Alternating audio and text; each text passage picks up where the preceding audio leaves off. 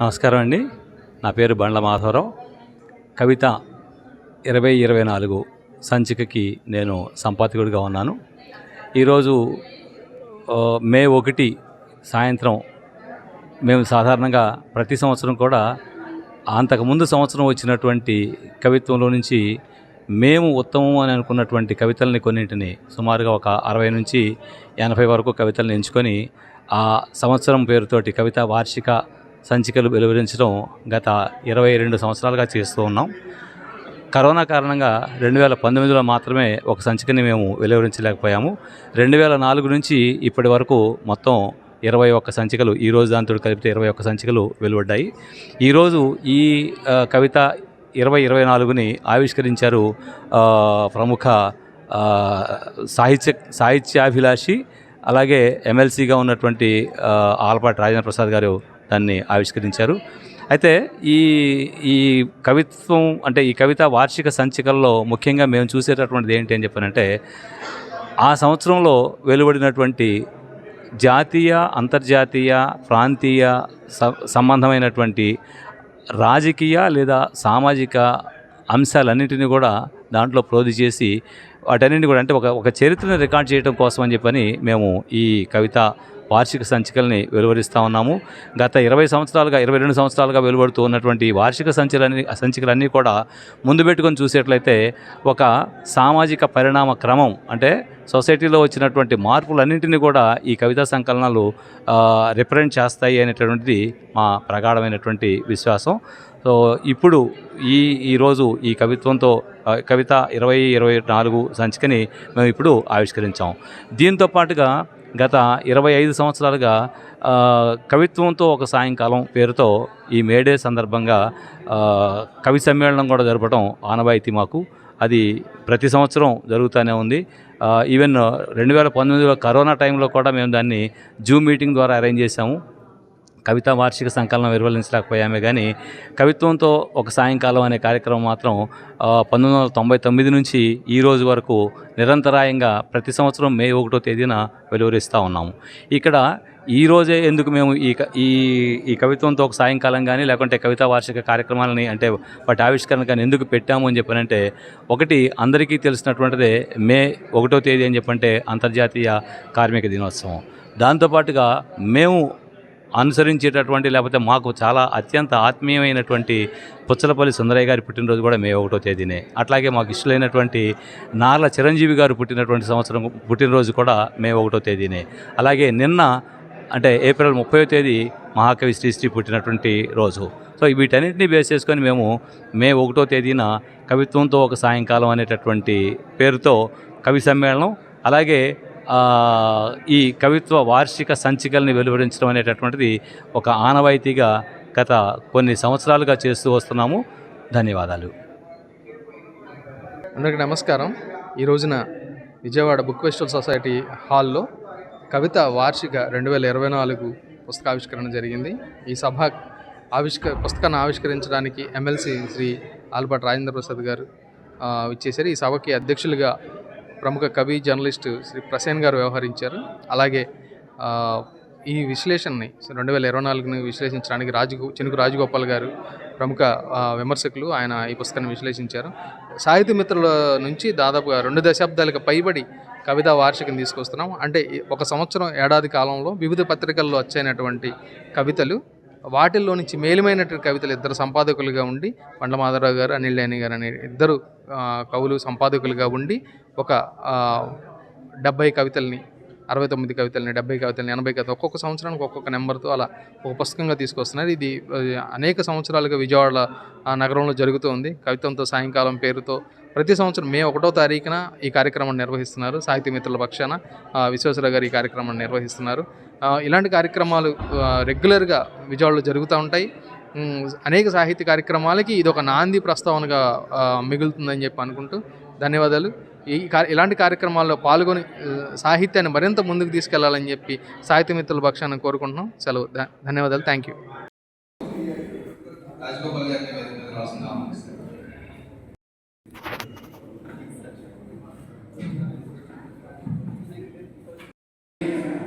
చెనుకు రాజగోపాల్ గారి విశ్లేషణ ఉండాలి.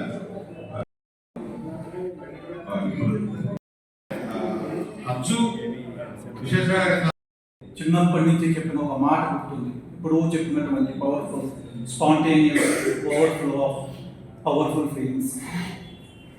అలాంటి కదలిక అంటే ఏదైతే మన మనసును తడుపుతుందో, ఎక్కడైతే మనం చెప్పవలసిన విషయం చెప్పవలసిన అవసరంగా మనం గుర్తిస్తామో, ఎక్కడ ఆ విషయం ప్రపంచానికి కూడా కమ్యూనికేట్ అవ్వాలి అని మనం భావిస్తామో, అక్కడ ప్రతి కవి కూడా స్పందించడం చూసినప్పుడు 2024 సంవత్సరం వేదికగా కవిత్వంతో కంపేర్ చేసుకున్నప్పుడు ఈ 69 కవితల్లో మనకి కవిత్వం ఇక్కడ లభ్యం కాకపోవడం బహుశా అది కొంత గ్యాప్గా చూసినప్పుడు కూడా ఎప్పుడైనా ఒక్కసారి ఒక్క చోట ఆగి అయ్యో అని స్పందించవలసిన క్షణాన్ని, ఆల్మోస్ట్ అటువంటి క్షణాన్ని ఈ కవులు రికార్డ్ చేశారని చెప్పచ్చు. అన్ని కోణాల నుంచి బహుశా ఆ స్పందనలను అన్ని స్పందనలని కూడా ఈ కవులు రికార్డ్ చేశారు. 73-74 ఆవిడ చాలా కాలేజెస్ అట్లా చదివేవాళ్ళు చాలా తక్కువ ఉన్నారు. పైగా ఆయన మంచి చదువు. ఆయన నాతో ఫోన్ చేసి మాట్లాడి నా కవిత్వం గురించి మాట్లాడితే నాకే భయమైంది. నాకు తెలియని విషయాలు ఆయన చాలా తెలుస్తున్నాడు. అంత మంచి చదువుని ఇవాళ విశ్లేషణకు ఆహ్వానించినందుకు, ఆయన విశ్లేషణ చేసినందుకు విశ్వేశ్వర గారికి, పట్లమాధవ్ గారికి ధన్యవాదాలు. థ్యాంక్ యూ రాజగోపాల్ గారు. అయితే ఇటువంటి వార్షిక సంచిక తెచ్చేప్పుడు ఒక ప్రధానమైన సమస్య నేను గమనించింది ఏంటంటే, ప్రతి సంవత్సరం అంటే కొన్ని ఇష్యూస్ ఉంటాయి. ఆ ఇష్యూస్ మీద కవులు ఖచ్చితంగా స్పందిస్తారు, భారీగా స్పందిస్తారు. అంటే నా అభిప్రాయం ప్రకారం తక్షణ స్పందనల్లో కవిత్వం తక్కువగా ఉంటుంది అనేది నా బలమైన అభిప్రాయం. నిజానికి ఉండాల్సిన అవసరం లేదనేది కూడా నా అభిప్రాయం. ఎందుకంటే తక్షణ స్పందనకి కేవలం స్పందన, అక్కడ స్పందించడం, దాని పట్ల ఒక నిరసన, ఒక అభ్యంతరం, ఒక బాధ, ఒక దుఃఖం తెలియజేయడం మాత్రమే ఆ కవితకి లక్షణం అయి ఉండాలి. దాంట్లో కవిత్వం ఉంటే మంచిది. ఇటువంటివి తీసుకున్నప్పుడు ఉదాహరణకి ఇప్పుడు ఇందాక నేను దానితో మాట్లాడుతూ అంటే 24 మొత్తం పాలస్తీనా సాయిబాబా చుట్టూ తిరిగింది. ఖచ్చితంగా సమస్య వచ్చింది. ఒకవేళ ఇష్యూ బేస్డ్ పోయిటరీనే తీసుకుంటే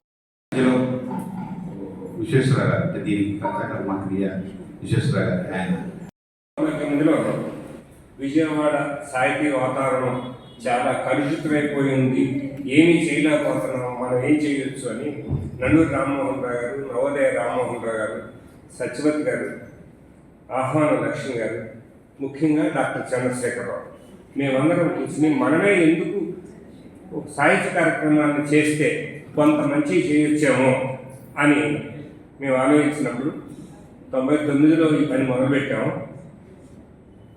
2000 సంవత్సరం నాటికి కవిత్వంతో సాయంకాలం అనుకున్నాం. 2 సంవత్సరాల పాటు కవిత్వంతో సాయంకాలం ఇష్యూలు తెచ్చాం. ఇందాక మాధవరావు చెప్పాడు, అట్లా తేవటం ఉన్న ఇబ్బందిని అధిగమించడం కోసం 1 సంవత్సరం గ్యాప్ ఇచ్చి 2003లో 4 నుంచి ఆ సంవత్సరం వచ్చిన మంచి కవితను సెలెక్ట్ చేసి హయ్యెస్ట్గా 96 కూడా వేసాం. ఈ సంవత్సరం 69 వేయగలిగాం. మంచో చెడు మాకు నచ్చినవి మాత్రమే వేస్తున్నాం, అవి తప్పదనుకుంటాను నేను. అట్లా చేసిన తర్వాత ఒక 10 సంవత్సరాలు శివశంకర్ గారు, దర్భసేను ఉన్న తర్వాత మేము వేరువేరుగా బాధ్యతలు తీసుకుని చేసాం. విజయవాడ సాహిత్య వాతావరణం ఇలా జరుగుతున్నప్పుడు నాకు నచ్చిన పని ఏంటంటే, నవీన్ కథలు తెచ్చిన, నేను కవిత్వం తెచ్చిన, చరిత్రను రికార్డ్ చేయడానికి సాహిత్యం అంత మంచి మీడియా ఇంకేమీ లేదని నేను అనుకుంటాను. సమకాలీన వ్యవహారాన్ని రికార్డు చేయడం, నాకు తెలిసి డాక్టర్ చంద్రశేఖరరావు ఇమీడియట్గా సంఘటన మీద కథ రాసేవారు, నవలలు రాసిన సందర్భాలు ఉన్నాయి. ఖచ్చితంగా ఆ నెల ఆ ముందు రోజుల్లోనూ జరిగిన సంఘటన మీద అద్భుతమైన కథలు, నవలలు తెచ్చాడు ఆయన చాలా తక్కువ పీరియడ్లో. అది నాకు చాలా ఇష్టమైన పని. కొంచెం తొందరగానే చెప్పేస్తాను. ఒక 30 సంవత్సరాలు అవుతుంది అన్ని దగ్గరగా మీ పనులు మొదలుపెట్టి. మాకు కూడా అలసట వచ్చిందనా, లేకపోతే మాకు ముందున్న వాతావరణాన్ని మేము ఇక్కడ కల్పిస్తున్నామని మన పెద్దలు మా మీద ఆరోపణలు ఇచ్చారు సోషల్ మీడియాలో. మేము పోలీసులకి, రాజకీయ నాయకులకి దగ్గర అయిపోయి వాళ్ళకి మేము లొంగిపోయి ఈ సాహిత్య వాతావరణాన్ని వాళ్ళ పరిధిలోకి సంకుచితంగా చేస్తున్నాం అనేది మా మీద వచ్చిన ఆరోపణ. చాలా బహిరంగంగానే జరిగింది అది. కిలాడి సత్యనారాయణ గారు ఐపీఎస్, ఆయన కవిత్వం రాస్తారు, అందుకే మా దగ్గరికి వచ్చారు. మన ఎదురుగా ఉన్న సుధాకర్ గారు, ఆయన ఐపీఎస్ డిప్యూటీ కమిషనర్, డిప్యూటీ సూపరింటెండెంట్గా ఉన్నారు, ఆయన కూడా కవిత్వం రాస్తారు, అందుకే ఆయన మా దగ్గరికి వచ్చారు. ద్వారకా తిరుమలరావు మనకు ఐజీగా పనిచేశారు, ఇప్పటికీ విధుల్లో ఉన్నారు. ఆయనకి సాహిత్యం మీద విపరీతమైన ప్రేమ, ఆసక్తి ఉండబట్టే మా దగ్గరికి వచ్చారు. వీళ్ళందరూ పోలీసులు. ఇందాక పుస్తకం రిలీజ్ చేసిన రాజకీయ నాయకుడు.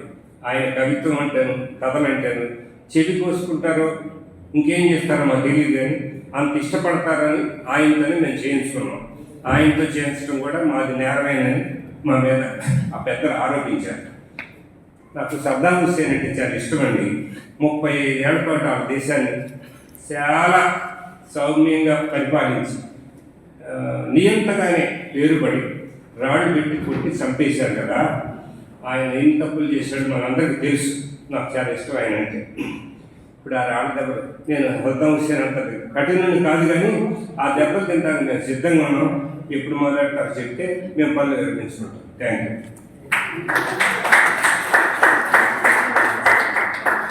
Thank you sir. చాలా నేను చెప్పాను కదా, అంటే offence is the best form of defence అని. అది ఆయన కూడా వర్తిస్తుంది, నాకు కూడా వర్తిస్తుంది. Thank you sir. మీరు ఏం ఆందోళపడాల్సింది ఏం లేదు సార్. ఏదో ఒకటి చేసేవాళ్ళని ఏదో ఒకటి అంటారు. మీరు మిమ్మల్ని అంటున్నారు అంటే మిమ్మల్ని ఏదో ఒకటి, మీరు ఏదో ఒకటి చేస్తున్నారు అని అర్థం. అంటే మామూలుగా పాతకాలం సామెత ఉందండి, పళ్ళున్న చెట్టుకే రాళ్ళు అని. కనుక మీ మీద రాళ్ళు పడ్డాయంటే మీ దగ్గర పళ్ళు ఉన్నాయని అర్థం. ఉంచుకోండి, ఆ పళ్ళని అలాగే అందరికీ పంచుతూ ఉండండి. Thank you. దీంతో ఈ సెషన్ ముగిసింది. నెక్స్ట్ సెషన్ మీరు hand over to Anil Danny. కనీసం 30 మంది కవులు తమ కవిత్వాన్ని వినిపిస్తారు. నిజానికి డిసెంబర్ అయిపోయిన తర్వాత జనవరి ఫస్ట్ వస్తే అందరికీ ఆనందం ఉంటుంది, కొత్త సంవత్సరం వచ్చింది. కానీ నాకు మాధవ్ గారు, విశ్వాస్ గారు కొత్త టెన్షన్ స్టార్ట్ అవుతుంది వార్షిక గురించి. సెలెక్ట్ చేసేటప్పుడేమో ఉద్వేగం ఉంటుంది, అబ్బాయి కవిత బాగుంది కదా. దాన్ని మళ్ళీ ప్రిఫర్ చేసే టైంలో కొంత డిస్కషన్ నడుస్తుంది. ఇది ఉంచాలా, ఇది ఎందుకు ఉంచాలి, ఇది ఉంచితే ఈ వార్షికలో లేకపోతే ఈ సంకలనం ఎంత బలం ఉంటుంది, దీన్ని తీసేస్తే ఏంటి పరిస్థితి. వ్యక్తి సెంటర్గా ఎప్పుడు చూడలేదు, కేవలం సబ్జెక్ట్ మీదే నడుస్తాం. ఇక పుస్తకం బయటకు వచ్చిన తర్వాత ఇంకో టెన్షన్ ఉంటుంది, అది అందరికీ తెలిసిందే. సరే, ఏదేమైనప్పటికీ ఈ పరంపర ఎలాగ కొనసాగాలని చెప్పి కోరుకుంటున్నాం. అలాంటి వాళ్ళందరూ ఇప్పుడు వచ్చి తమ కవితలు వినిపిస్తారు. ముందుగా అందరూ హేమవతి గారిని ఆహ్వానిస్తున్నాం. అందరికీ నమస్కారం.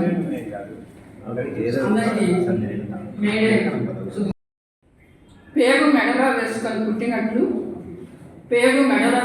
పుట్టినట్లు చుట్టుకున్న సంఖ్యలతోనే జనం. పంచమ అక్షరం పలకరించకుండానే పంచమ రాగంలో పాడే కోయిల పాటతో కలిపిన శృతిని, సెలయేటి అలల గలగలలకు చిరుగాలి సడులకు పరవశం. సెలయేటి అలల గలగలలకు చిరుగాలి సడులకు పరవశం. స్నానిస్తున్నా, చదువుతున్నా, కలలో, మెలకువలో, ఆలాపనలోనే ఆనందం. పాఠశాలల, కళాశాలల పాటల పోటీల్లో, వినాయక చవితి, దసరా పండుగల్లో నా పాటతో నేను హాజరు. నా పాటను మోహించి వరించి సహచరుడు పాణిగ్రహణం చేసేంత వరకు పాటల ప్రపంచమే నా చిరునామా.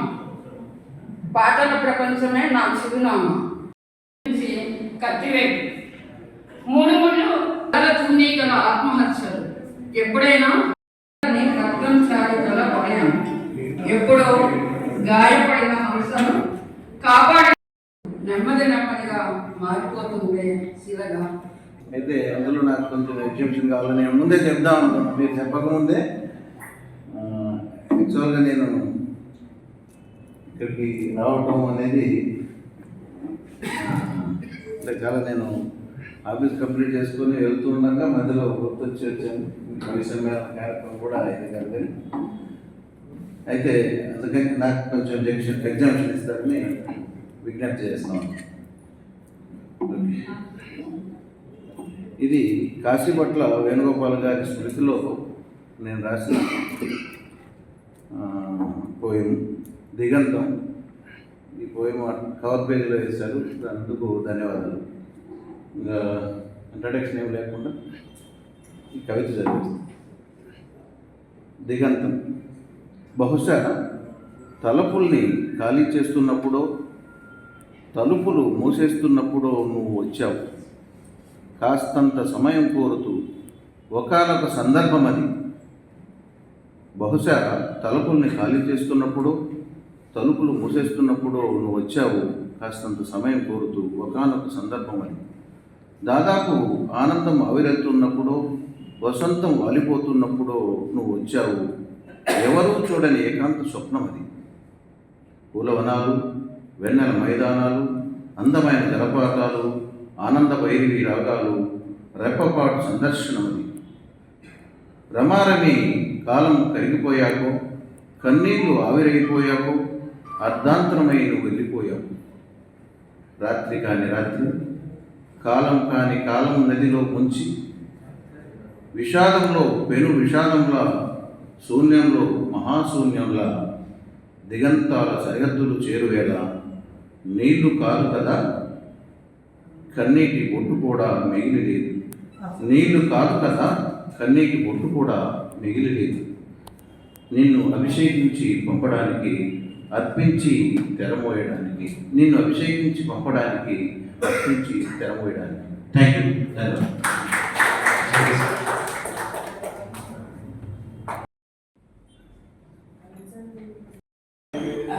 సాధారణంగా నాకు అంతే చాలా చిన్నగా ఉంటాయి. టైటిల్ కూడా నేను అంత పెట్టడం నాకు అలవాటు లేదు. అందుకని టైటిల్ లేకుండానే 2 కవితలు చదివిస్తాను. సందర్భం ఏమీ లేదు ఈ ఆనందానికి, సమయం అంటూ లేదు ఈ దుఃఖానికి, వచ్చే పోయి వారు వెంట వెళ్తూ వస్తూ ఉంటాయి. జన్మించడమే కవిత్వం, వేదనో రోదనో కోరికో దాహమో మరేదో. జన్మించడమే కవిత్వం, వేదనో రోదనో కోరికో దాహమో మరేదో. జీవించి ఉండడమే కవిత్వం, పోరాటమో ఆరాటమో వేర్పాటో మరేదో. అతడో ఆమో నేనో నువ్వు, జగతిన ప్రతిరూపం కవిత్వం. Thank you. కవితా శీర్షిక 2026లో కూడా ఈ చెట్టు చిగురులేస్తుంది, పూలు పూస్తుంది. దుఃఖం పెళ్ళుబికిన హృదయం వంటి విత్తనంలోంచి బిడ్డల కోసం చేతులు చాచిన అమ్మ ఈ చెట్టు. దుఃఖం పెళ్ళుబికిన హృదయం వంటి విత్తనంలోంచి బిడ్డల కోసం చేతులు చాచిన అమ్మ ఈ చెట్టు. నేల తన రొమ్ముల్లోని రక్తాన్ని చివరి బొట్టుదాకా పాలన చేసి నిలబెట్టిన రహస్యోద్యమం ఈ చెట్టు. ఏ పూట కడుపు నిండిందో, ఏ జాము నిద్ర కాచిందో, ఇంట్లో చిరునవ్వుల గాథ నిండేందుకు ఆరుగాలం వెలిగిన పంట దీపం. బక్కపల్చటి నాయన పెయ్య, అపురూపమైన చెల్లి అరచేయి. ఈ చెట్టు ఒంటరి జీవి కాదు, చేయి చేయి కలిపిన పూలహారం. పిలిస్తే బదులు పలికే ప్రేమ పక్షుల దయా హృదయం.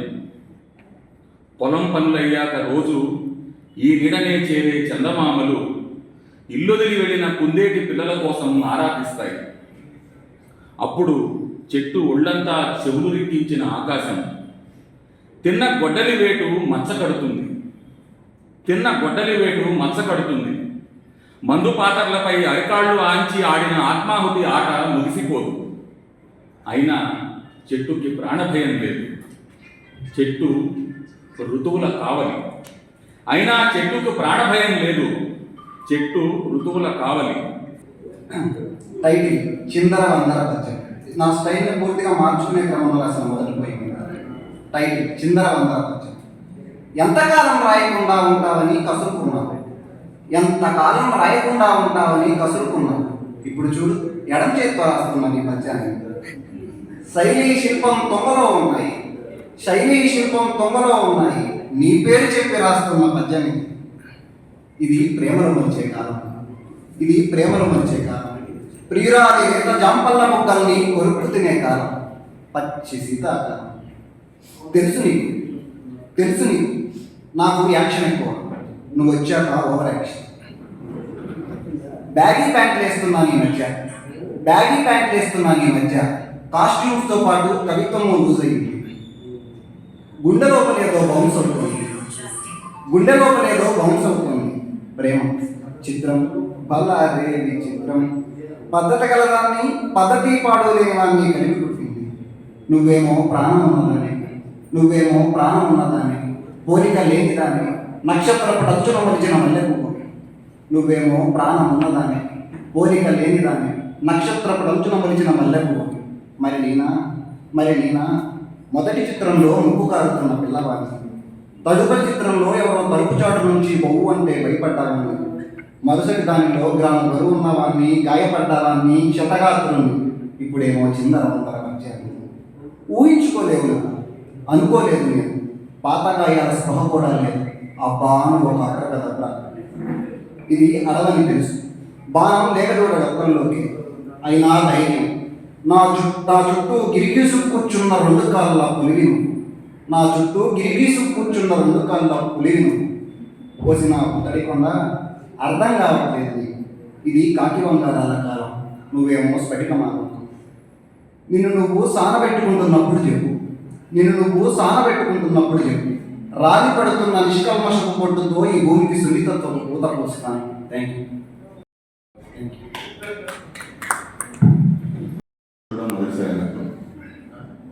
రాస్తాను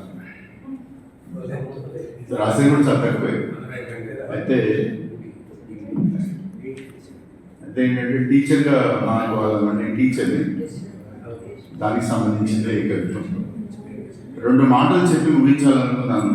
కొంచెం ఓపిక వినండి. ఒక్కొక్కసారి ముగించడం ప్రారంభించినంత సులభం అయితే కాదు, వెళ్ళిపోతూ ఉంటాయి. అనుభవాలు కలిసిన మాటల వర్షం ఇది, ఆపడం అంత సులభం కాదు. ప్రారంభంలోని లేతదనం నుంచి కాండంలోకి ప్రయత్నిస్తే తప్ప అసలైన స్రావం తెలియదు కదా. కొంచెం అంతవరకు ఓపిక పడండి. మనసులోని తండ్రి ప్రకల్పనలు ప్రవహించడం మొదలయ్యాక ఆలోచనలు మాటలు రుచి మరిగాక నా మీద నుంచి నడిచిన ఆకాశాన్ని చెప్పకుండా ముగించలేదు. నన్ను నమ్మండి, 2 మాటలే చెప్పి ముగిస్తాను. ఎర్రగా పడిన మంచు ముక్కల్ని వివరిస్తాను. నన్ను కలిసిన నీటి చుక్కల్ని మీ మీదుగా ప్రవహింపజేస్తాను. మీకు పనికొచ్చే తేనె చుక్కలు పరిచయం చేస్తాను. రెప్పల వెనక కళ్ళ ప్రయాణం కదా, మీకు వివరించకుండా ఉండలేను.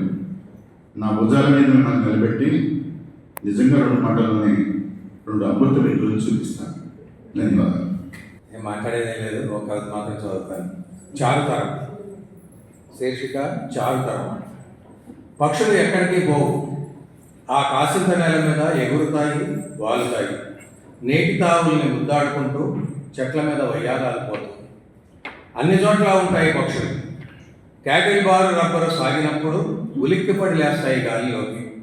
తుపాకీ పేరినప్పుడు రెక్కలతో నింపేస్తాయి ఆకాశాన్ని. పోలికల్లో ఉంటాయి పక్షులు. రెక్కల్ని విడిచినట్టు చిత్రనిద్రలో నవ్వే పసిబుగ్గల్లోకి ముడుచుకుంటాయి. చెరువుల చుట్టూ తిరుగుతాయి పక్షులు. అలలని ముక్కులతో మురికం చేస్తూ నిండిన కళ్ళని రెప్పలతో మూసి చివరన నీటి పొట్టులా వేలాడతాయి. సంతోషంలో ఉంటాయి పక్షులు. చిన్న బిడ్డల మడమల్లోని ఎరుపుని ముద్దాడే పదాలతో కలిపి ఎదలో ఎన్నెల్లా తడిసిపోతాయి. దుఃఖంలోనూ ఉంటాయి పక్షులు. గుండెల్లో రెక్కలు కొట్టుకొని పెదాల మించి ఎగిరిపోతూ నోటిని చేదు మడుగు చేస్తాయి. బిగించిన పిడికిట్లో ఉంటాయి పక్షులు. చొరరాని కొమ్మ మీద కదలికలను సంచోదించుకొని వ్యాకోచించే సమయం కోసం మెదలక మాట్లాడక మర్రి చెట్టు మీద గాథా సప్తసతి చిలకల మల్లె వేలాడుతుంటాయి. మార్చి 31, 2026. మార్చి 31, 2026 తర్వాత ఉంటాయి పక్షులు. వెదురుగడలకు వేలాడే అంకెల కుప్పలు నిశ్శబ్దంగా నిప్పుల్లోకి పోతాయి. ఒక కళ ఖాళీ అవుతుంది. ఖాళీల చుట్టూ తిరిగీలు కొడతాయి పక్షులు. కళలు కంటాయి పక్షులు.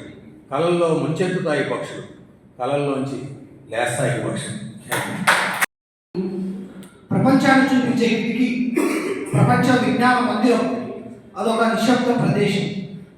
గౌతమ బుద్ధుని ప్రశాంత జీవనం, రావి చెట్టు కింద అయిన జ్ఞానోదయం, గ్రంథాలయంలోనూ అవుతోంది మానవ మనోవికాసం. శ్రీశ్రీని మహాకవి చేసింది, ఎంతమందినో కవుల్ని, మేధావుల్ని, నాయకుల్ని చేసింది. ఎంతమందిలోనో క్రమశిక్షణని, సంస్కారాన్ని నెలకొల్పింది గ్రంథాలయం. మనిషిని మనిషిగా చూడడం, మనిషిని మనిషిగా నిలబెట్టడం, మానవుడే అన్నింటికీ ప్రమాణమని, మానవుడే మహాశక్తివంతుడని నిరూపించింది గ్రంథాలయం. ధన్యవాదాలు.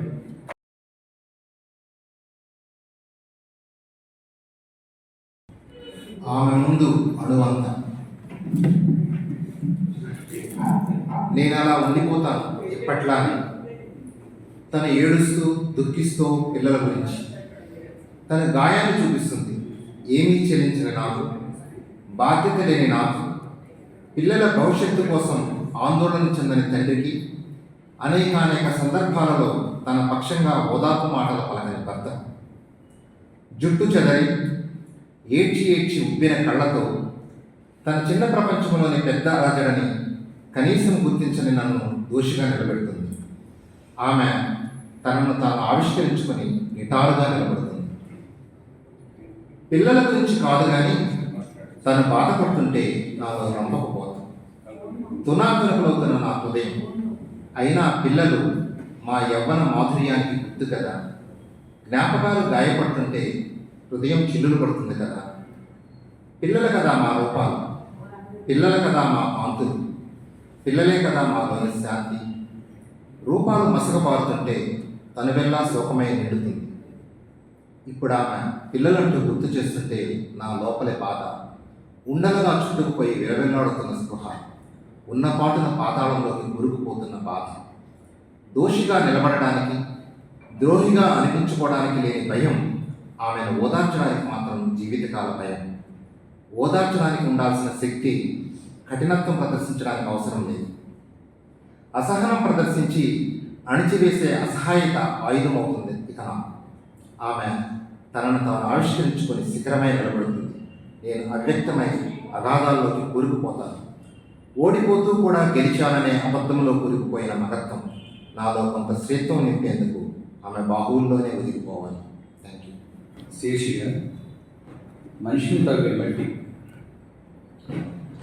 ఆకాశం నుంచి పిచ్చులుగా రాయబడే కాయాలు నీకు కనిపించాయే లేదు. రెండు కాళ్ళను నదిలో ఉంచి ఇప్పటికైనా లిట్మస్ టెస్ట్ చేసావో లేదు. సముద్రాన్ని కుప్పిట పడతానే గోడ మీద తొండ ఒకటి నాలుగుతో అంకెల్ని చంపేస్తే మన వైపుకి ఉలికి వస్తుంది. క్యాలెండర్ తేదీ వీపుగా చేసుకొని రక్తదాహంతో ఉడికిపోతుంది. ఇన్నాళ్ళు నువ్వు అనుకున్నట్టే నేను అనుకున్నాను. వెన్నెల ఋతువులో దూది మొక్కుల్లో బిరికి కొట్టే గిరి పిట్టలుంటాయి. కిటికీ రెక్కలు తెరిచి తెరవకమునుపై ఇంటి నెట్టాడిపై బళ్ళును కురుస్తున్న పచ్చని రక్తాన్ని చూస్తున్నాను. వేళ్లపై అన్నం మెతుకులను పూయించి వెళ్ళినవారు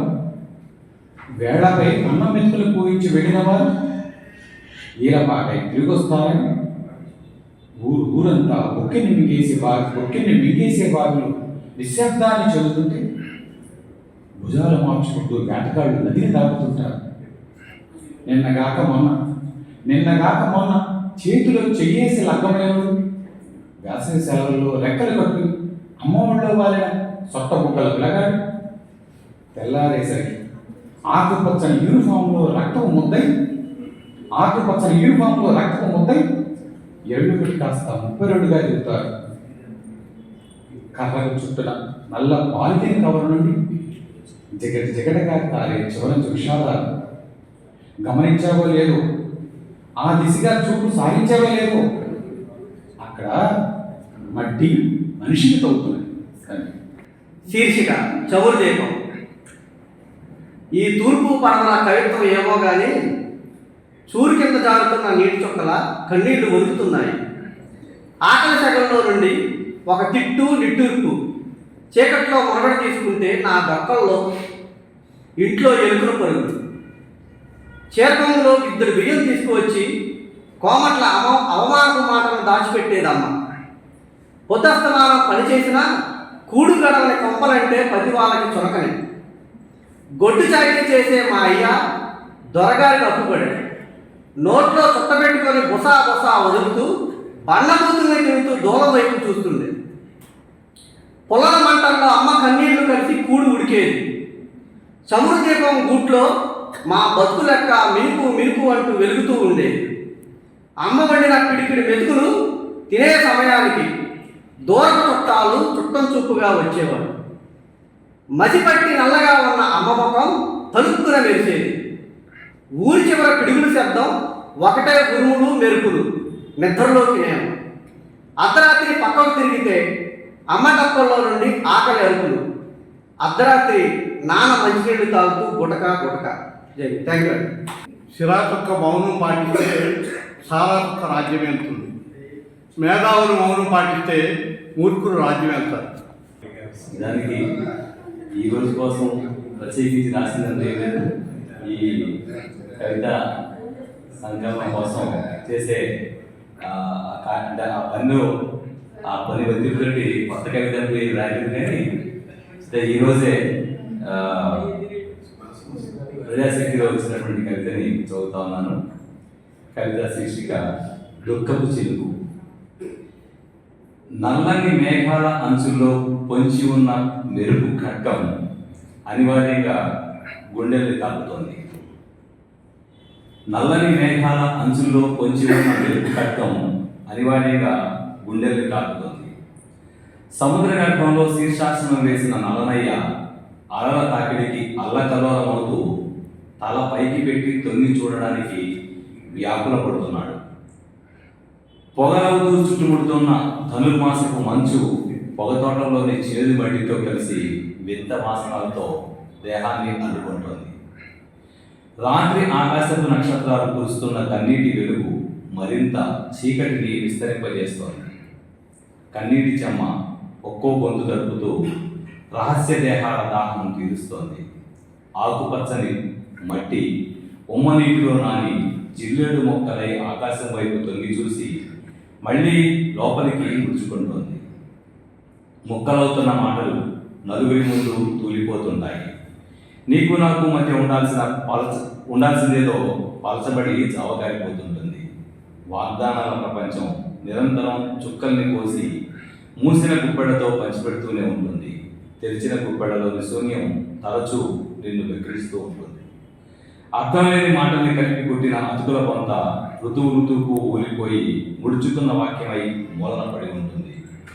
ఏ కాంతి కిరణము నీలలోహిత చికిత్స చేయదు. మబ్బుల్లో మాయమైన దుఃఖపు చినుకు వరదలవ్వాల్సిన కాలం వైపు ఒక్కో అడుగు మెల్లగా మెల్లమెల్లగా. Thank you.